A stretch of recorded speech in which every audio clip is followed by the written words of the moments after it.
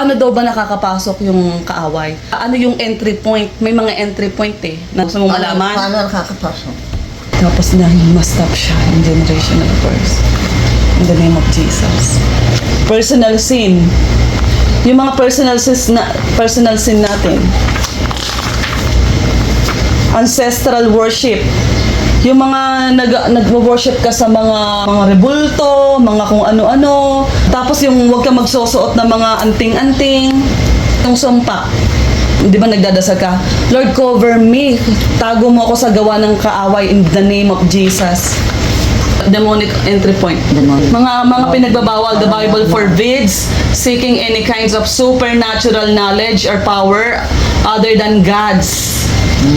Kapag yung mga supernatural power other than God. Kasi parang sila na yung nagiging God eh. Na pinapalitan ang Diyos eh. Ano yun?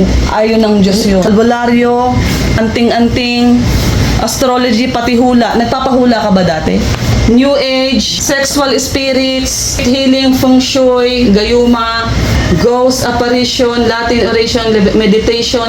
Yung meditation na masama yung sorcery, spirit guide, tarot card, telepathy. Hypnosis, bawal din na. Oo. And I pray to God that the Lord and the Holy Spirit will fill your mouth to speak about God. We pray for one another.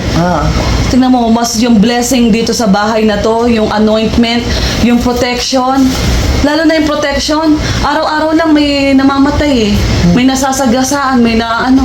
Kaya napaka-importante na meron tayong protection. Diba? Yung simpleng paglay hands mo, God bless you. In Jesus' name, Holy Spirit. Diba? Fill my mouth with your words to tell others of who you are. May testimony ka eh.